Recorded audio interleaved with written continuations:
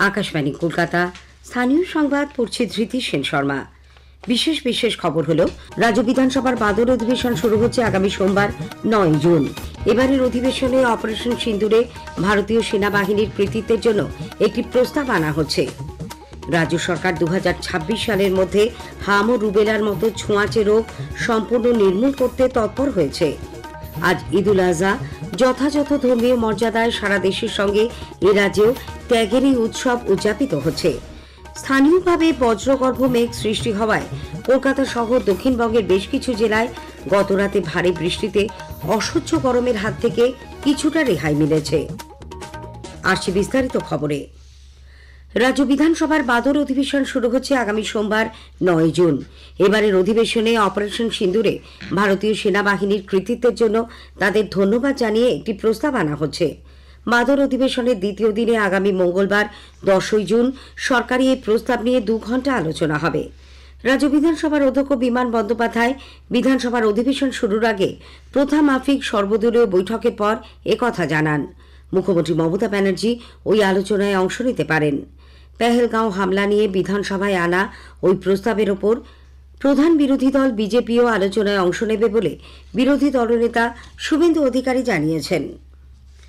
Operation সিন্দুরের সাফল্যে গতকাল নদিয়ায় ভারত বাংলাদেশ গেদে সীমান্তে দক্ষিণ নদিয়া মাতৃশক্তি সমন্বয়ের উদ্যোগে মহিলারা বিএসএফ জওয়ানদের বিশেষ সম্মান জানান। কর্মসূচিতে ছিলেন বিজেপির মহিলা মোর্চার সভানেত্রী কণিকা বিশ্বাস, রানাঘাট দক্ষিণ সাংগঠনিক জেলার বিজেপি সভাপতি অপর্ণা নন্দী প্রমুখ। রাজ্যের শস্যগোলা পূর্ব বর্ধমানের গোলশির লোয়া গ্রামে গতকাল বিকশিত কৃষি সংকল্প অভিযান কর্মসূচির আয়োজন করা হয়।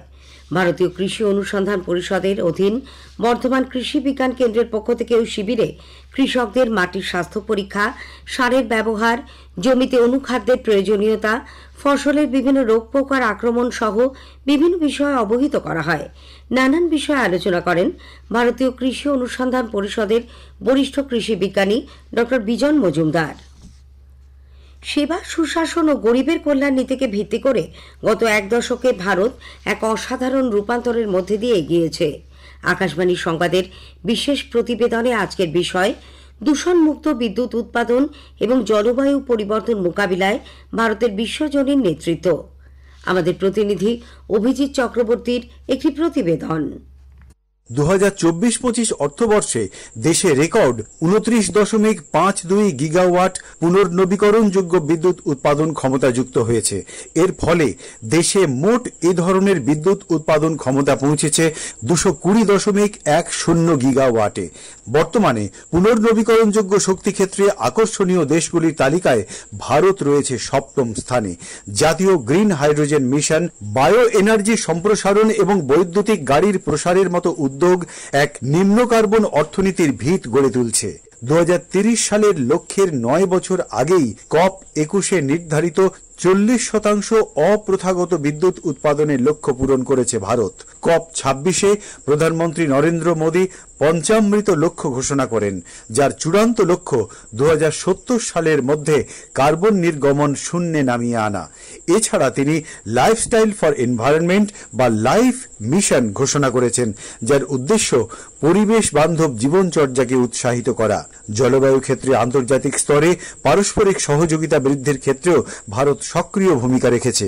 আন্তর্জাতিক সৌর জোট এবং দুর্যোগ নিয়ন্ত্রণ পরিকাঠামো জোটের অন্যতম প্রতিষ্ঠাতা ভারত এই মঞ্চগুলি অচিরাচরিত শক্তি উৎপাদন ও দুর্যোগ মোকাবিলায় গুরুত্বপূর্ণ ভূমিকা রাখছে। ভারত সরকারের শক্তি বিষয়ক উপদেষ্টা মণ্ডলীর সদস্য ড শান্তিপদ গণচৌধুরী বলেন, PM সূর্য ঘরের মতো বেশ কিছু পরিকল্পনা জলবায়ু পরিবর্তনের মতো সমস্যা মোকাবিলায় এক যুগান্তকারী পদক্ষেপ। আমাদের প্রধানমন্ত্রী ঘোষণা করেছেন 2030-এর মধ্যে আমরা নন ফসিল এনার্জি 5 লক্ষ মেগাওয়াট আমাদেরকে তৈরি করতে হবে। তার মধ্যে 3 লক্ষ মেগাওয়াটই হবে সোলার। গ্রিন হাইড্রোজেনের ব্যাপারেও কিছু কাজকর্ম করা হচ্ছে দেশে। তার মধ্যে PM সূর্য ঘর একটা মেজর প্রোগ্রাম, যেটাতে বাড়ির ছাতে ছাতে সোলার প্যানেল বসিয়ে বিদ্যুৎ তৈরি করে সেই বিদ্যুৎকে গ্রিডে দিয়ে দিতে হয়। তাহলে আমার যে বিদ্যুতের বিল, সেই বিদ্যুতের বিলটা শূন্য হয়ে যাবে। এবং সেখানে ভর্তুকিও ভারত সরকার দিচ্ছে। 3 কিলোওয়াট পর্যন্ত প্ল্যান্টের জন্য 78,000 টাকা ভর্তুকি দেওয়া হচ্ছে।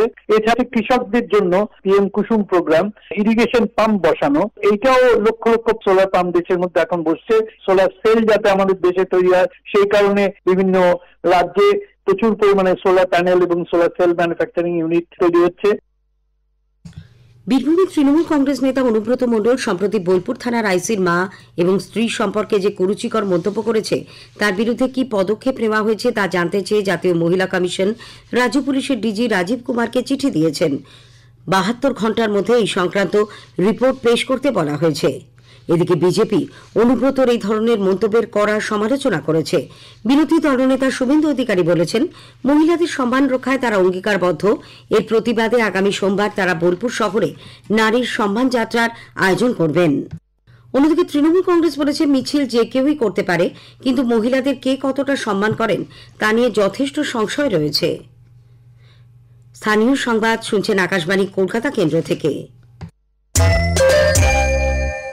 আমাদের সংবাদ শোনা যাবে ইউটিউব চ্যানেল আকাশবাণী সংবাদ বাংলা, ফেসবুক ও ইনস্টাগ্রাম আকাশবাণী সংবাদ কলকাতা এবং এক্স হ্যান্ডেল AIR নিউজ কলকাতাতে। রাজ্য সরকার 2026 সালের মধ্যে হামু রুবেলার মতো ছোঁয়াচে রোগ সম্পূর্ণ নির্মূল করতে তৎপর হয়েছে। সে কারণে রাজ্যের 23টি পুরসভা এলাকা যেখানে এখনো বহু শিশু এই দুই রোগের টিকা নেয়নি, সেখানে বিশেষ টিকাকরণ অভিযান শুরুর সিদ্ধান্ত নেওয়া হয়েছে। এর মধ্যে রয়েছে হাওড়া, ডায়মন্ড হারবার, কলকাতার একাধিক বড়, চন্দননগর, বিধাননগর ইত্যাদি। ইতিমধ্যেই 10টি জেলাকে এই সংক্রান্ত নির্দেশ পাঠানো হয়েছে। চিকিৎসা ক্ষেত্রে স্নাতকোত্তর স্তরে ভর্তির জন্য এবছরে নিট পিজি পরীক্ষা হবে আগামী 3রা আগস্ট একটি শিফটে। এর আগে 15 জুন পরীক্ষা নেওয়ার কথা ছিল। সুপ্রিম কোর্ট এই পরীক্ষা আয়োজনের দায়িত্ব দিয়েছে national board of examination NBE K. Supreme কোর্টের রায় মেনে চাকরিহারা শিক্ষক শিক্ষিকাদের একাংশ পুরনো চাকরিতে ফিরতে চেয়ে রাজ্য সরকারের কাছে আবেদন জানিয়েছে। শিক্ষা দপ্তরের তরফে এরকম প্রায় 750 জনের আবেদন চূড়ান্ত অনুমতির জন্য নবান্নে পাঠানো হয়েছে বলে সরকারি সূত্রে খবর। উত্তর 24 পরগনার অশোকনগরে কিডনি বিক্রি চক্রে বেআইনিভাবে নথি তৈরি করার অভিযোগে কলকাতার বাঁশদ্রোণীর বাসিন্দা প্রদীপ কুমার বন নামে এক আইনজীবীকে পুলিশ গ্রেপ্তার করেছে। তাকে গতকাল বারাসাত আদালতে তোলা হলে 4 দিনের পুলিশ হেফাজতে পাঠানো হয়। আজ ঈদ উল আজহা। যথাযথ ধর্মীয় মর্যাদায় সারা দেশের সঙ্গে এ রাজ্যেও ত্যাগের এই উৎসব উদযাপিত হচ্ছে। সকাল থেকেই মুসলিম ধর্মাবলম্বীরা মসজিদ, ঈদগাহ সহ ধর্মীয় স্থানে বিশেষ ঈদের নামাজে সামিল হয়েছেন। কলকাতায় প্রতিবারের মতো এবারেও মূল জমায়েত হচ্ছে রেড রোড বা ইন্দিরা গান্ধী সরণিতে। সেই কারণে আজ বেলা 12টা পর্যন্ত রেড রোডে যান চলাচল সম্পূর্ণ নিষিদ্ধ করা হয়েছে। পার্শ্ববর্তী কিছু রাস্তাতেও যান নিয়ন্ত্রণ করা হচ্ছে। বিশেষ করে ময়দানের দিক থেকে আসা ও যাওয়ার গাড়িগুলিকে ঘুরিয়ে দেওয়া হচ্ছে অন্য রুটে। এছাড়া পার্ক সার্কাস, মেটিয়াবুরুজ, গার্ডেন রিচ, মহেশতলা, টালিগঞ্জ, চিতপুর, শ্যামবাজার, বেলগাছিয়া, বউবাজার, শিয়ালদা এলাকাতেও ভোর 4টে থেকে যান নিয়ন্ত্রণ করা হচ্ছে। চলবে বেলা 12টা পর্যন্ত। বিভিন্ন জেলাতেও যথাযোগ্য মর্যাদায় ঈদ উজ জোহা পালিত হচ্ছে। মুর্শিদাবাদ জেলা জুড়ে সম্প্রীতির আবহে উদযাপিত হচ্ছে এই উৎসব। আমাদের জেলার সংবাদদাতা জানাচ্ছেন, ধর্মীয় মর্যাদার সাথে মুর্শিদাবাদ জেলা জুড়ে উদযাপিত হচ্ছে ঈদ উল আজহা বা ত্যাগের উৎসব। ইসলাম ধর্মাবলম্বীদের সবচেয়ে বড় দুটি ধর্মীয় উৎসবের দ্বিতীয় প্রধান এই উৎসবটি কোরবানির ঈদ নামে পরিচিত। মনুসভ্যতায় ঈশ্বরের আনুগত্যে নিজ পুত্রকে উৎসর্গ করতে উদ্যত পয়গম্বর ইব্রাহিমের কথিত ধর্মকথা থেকে সন্তান স্নেহে লালিত প্রিয় পোষ্যকে ঈশ্বরের নামে উৎসর্গ করার মাধ্যমে পরিবারের মঙ্গল কামনা ও ত্যাগের প্রতীকী বিনির্মাণ এই কোরবানি। তবে উৎসর্গকৃত পোষ্যের মাংস বন্টনের মধ্যে দিয়ে বছরের একদিন সমাজের নিম্নবিত্ত ও দরিদ্র শ্রেণীর পাতে মাংসের যোগান দেওয়ার সামাজিক সাম্যও প্রতিষ্ঠা হয় এই রীতির মাধ্যমে।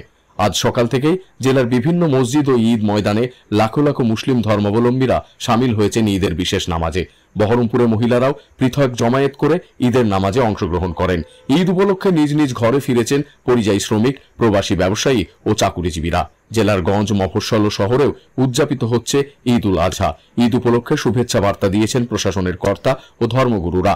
সম্প্রীতির আবহেই মুর্শিদাবাদ জুড়ে উদযাপিত হচ্ছে ঈদ উল আজহা। মামুন ফারুক, আকাশবাণী সংবাদ, মুর্শিদাবাদ।